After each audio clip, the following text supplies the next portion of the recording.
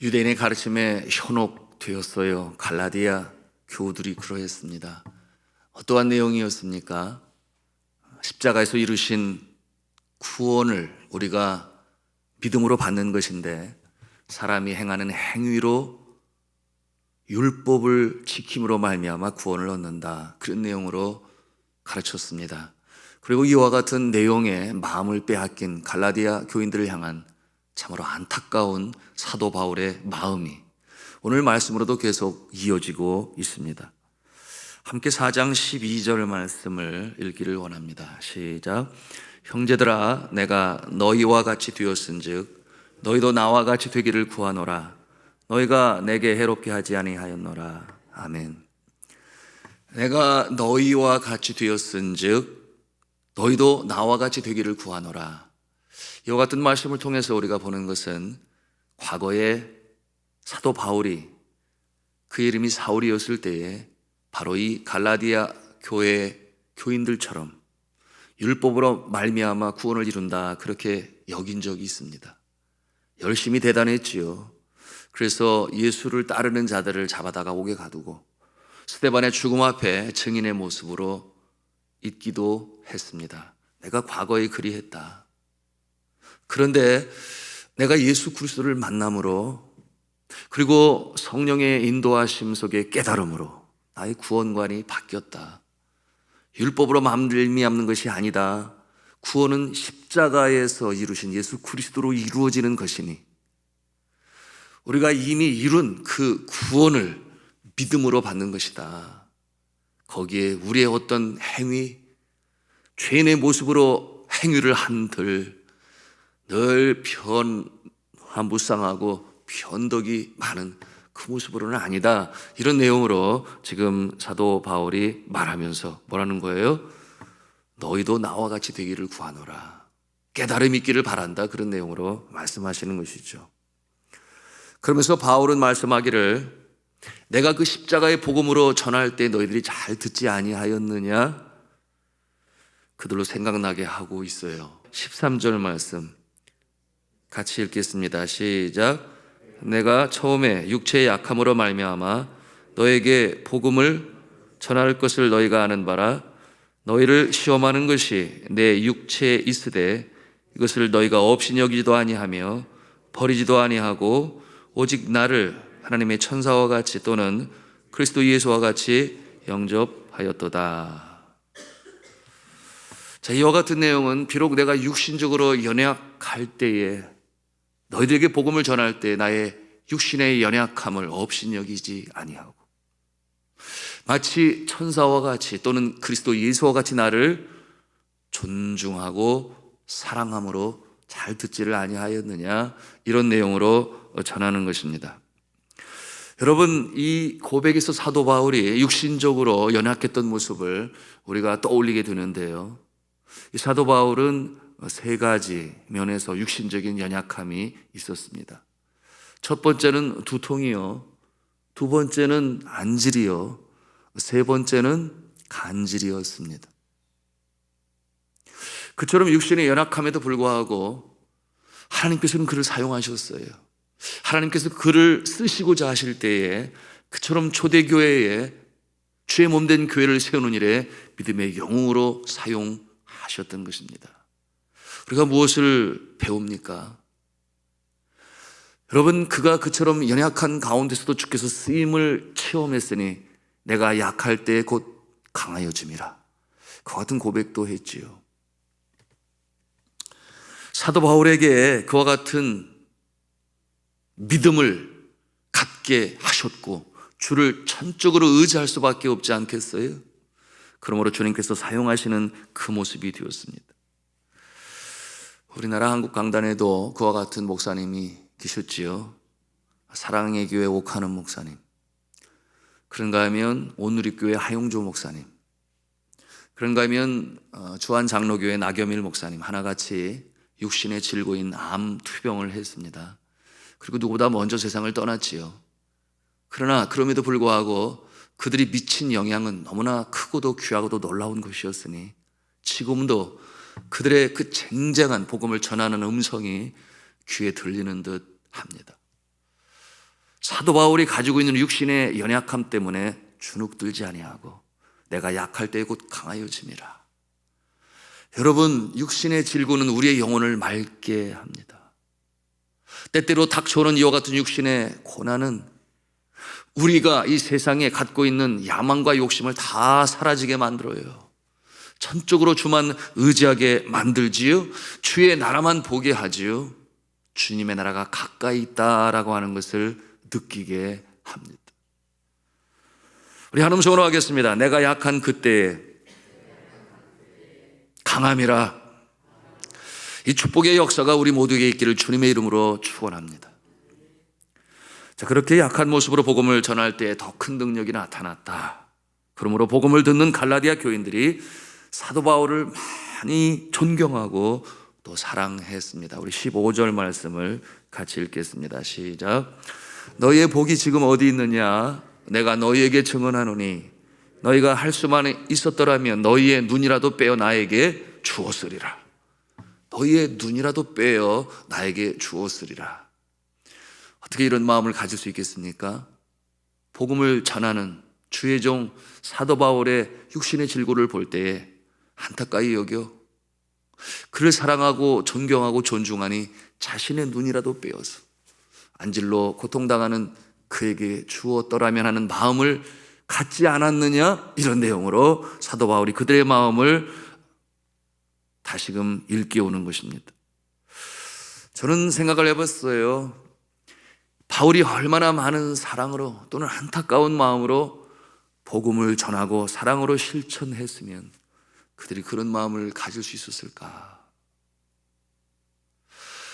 여러분, 이것이 바로 주의 종과 성도들의 관계 아니겠어요?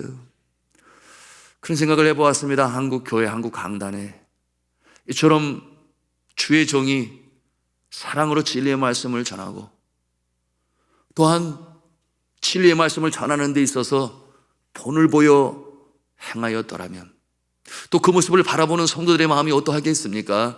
참으로 존경하고 존중하고 사랑하여 그 관계는 오늘 바로 이 사도 바울과 갈라디아 교회 교우들의 모습인 것이니 정말 진작 그랬더라면 특별히 황금시대를 거쳐오는 1980년대로부터 2010년도에 이르기까지 그때를 골든 피리드라고 그래요. 교회가 다 잘 됐어요. 나라가 잘 살게 되었어요. 그러나 그러한 가운데 여러분, 그 관계의 모습은 많이 퇴색되었으니 정말 영혼을 사랑하는 안타까운 마음이 얼마나 있었는지, 고난과 핍박 속에서 오히려 그와 같은 영성을 더 소유할 수 있는데 너무나 편하게 잘 되고 많이. 그러므로 저는 제 자신을 돌이켜보았습니다. 나는 정말 진심으로 성도를 사랑하고 진리의 말씀으로 전하며 잃어버린 영혼들을 향한 정말 안타까운 마음을 가지고 있는가 반성하지 않을 수가 없었습니다. 여러분, 이와 같은 모습이 될 때 한국교회는 가라앉는 것이 아니라 다시 부흥하고 성장할 줄로 믿습니다. 함께 17절 18절 말씀을 또 읽겠습니다. 시작. 그들이 너희에게 대하여 열심내는 것은 좋은 뜻이 아니요 오직 너희를 이간시켜 너희로 그들에게 대하여 열심을 내게 하려 함이라. 좋은 일에 대하여 열심으로 사모함을 받음은 내가 너희를 대하였을 때뿐 아니라 언제든지 좋으니라. 그런데 처음 전반부에 누가 그렇게 열심을 낸다고 하는 것입니까? 유대인들이 다른 복음을 가지고 잘못된 가르침을 가지고 그렇게 열심을 내요. 그러니 그 모습은 좋은 뜻이 아니다. 이렇게 사도 바울이 단언합니다. 오직 너희를 이간시켜 너희로 그들에 대하여 열심을 내게 하려 함이라.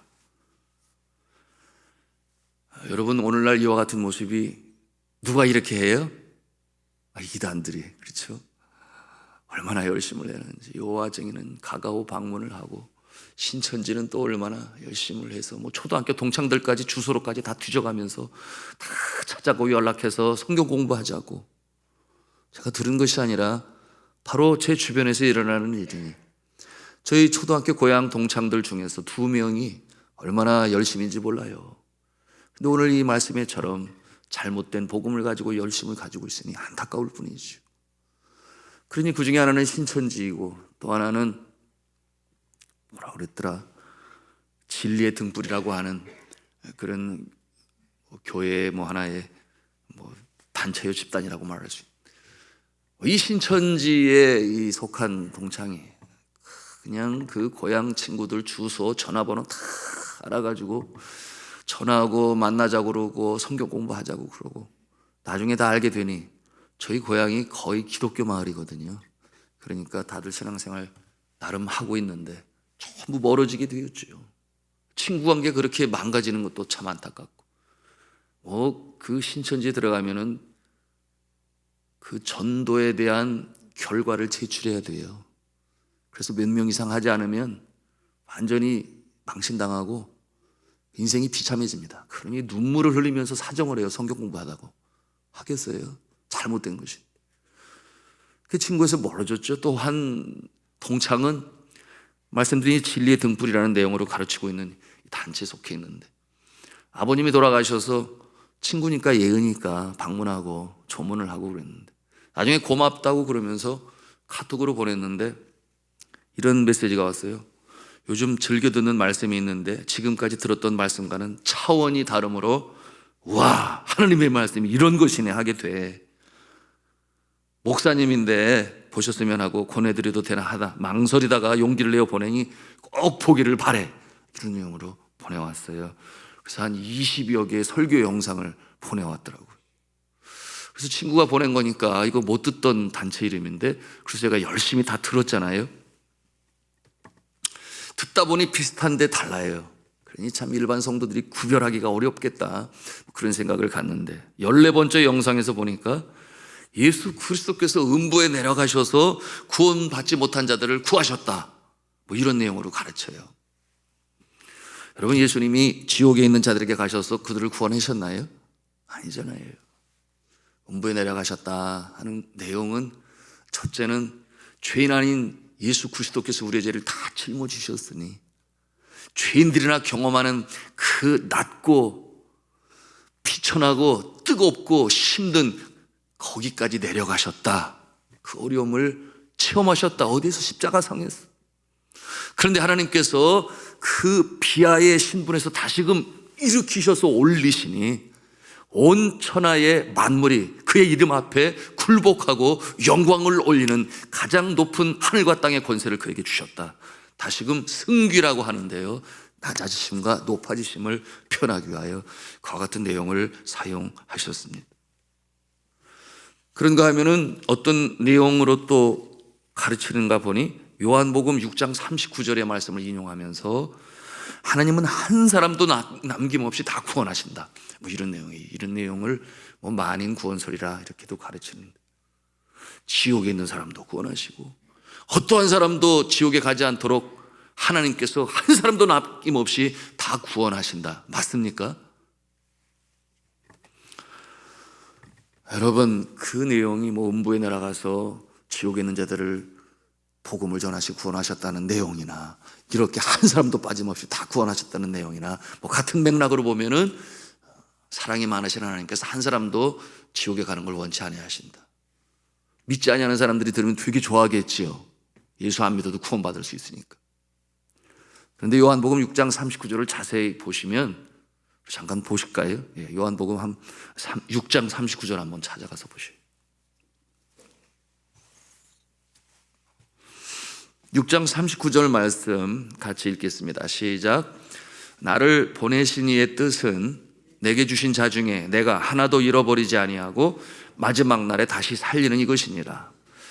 이 말씀에서 내가 하나도 잃어보지 아니하고 라고 거기에 강조점을 두고 방점을 두면 한 사람도 지옥에 갈 사람이 없구나 이렇게 해석할지 모르겠어요.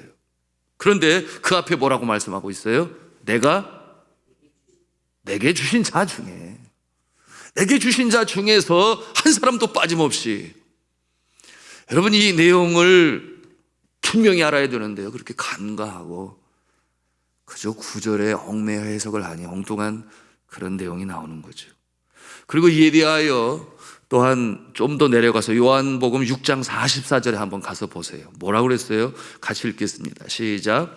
나를 보내신 아버지께서 이끌지 아니하시면 아무도 내게 올 수 없으니 오는 그를 내가 마지막 날에 다시 살리리라. 그 무슨 말씀이에요? 나를 보내신 아버지께서 이끌지 아니하시면 아무도 내게 올 자가 없다. 이 구원의 역사는 하나님의 손에 달려있음을 보여주고 있지, 믿지 아니하는 자도 누구든지 다 그렇게 아니라는 거죠. 45절 말씀은 또 뭐라고 그랬어요? 거기 보니 아버지께 듣고 배운 사람마다 내게로 오느니라, 그렇게 또한 말씀하고 있어요. 그러니 누구나 다 구원받는 것이 아니라 예수 그리스도를 구세주로 믿고 부활하신 예수 그리스도를 삶의 구세주로 영접한 자가 구원받는 줄로 믿습니다. 너무나 분명한 거죠. 만약에 누구든지 다 구원을 받는다고 하면 뭐하러 지옥을 만드셨겠어요?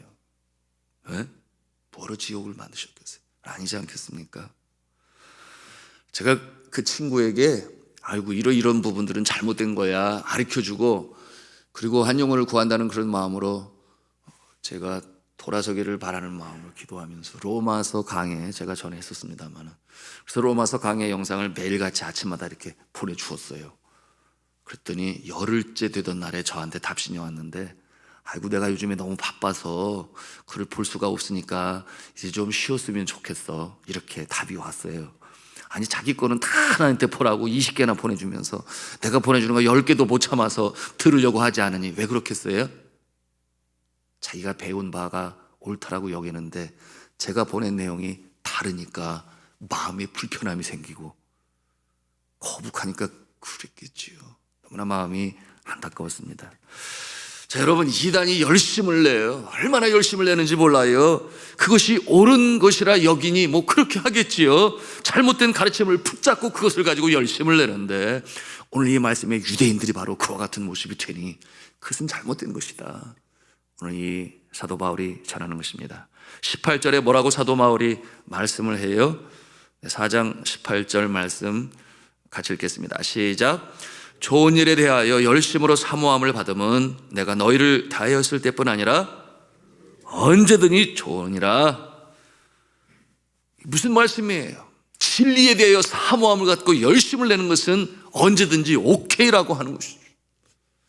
여러분, 우리가 그래야 하겠습니다. 이 새벽에도 진리의 말씀을 가슴에 담고 새기고 뿐만 아니라 잃어버린 영혼들을 향하여 전하고 기도하는 이 모습이 될 때에 하나님께서 우리를 사랑하시고, 여러분 이와 같은 진리의 말씀으로 무장하고 전할 때, 여러분 전할 때에 우리의 심령 가운데 성령이 기뻐 뛰세요. 그래서 더 확신을 갖게 되고, 그래 내가 하나님의 자녀야라는 확신도 더 주시는 것이니, 여러분이 갈라디아 교우들처럼 잘못된 다른 복음으로 어려움을 당하지 말고 진리의 말씀에 굳게 서서 진리가 너희를 자유케 하리라, 성령이 주시는 자유함으로 오늘도 승리로운 복된 인생 살아가시기를 저는 주님의 이름으로 축원합니다.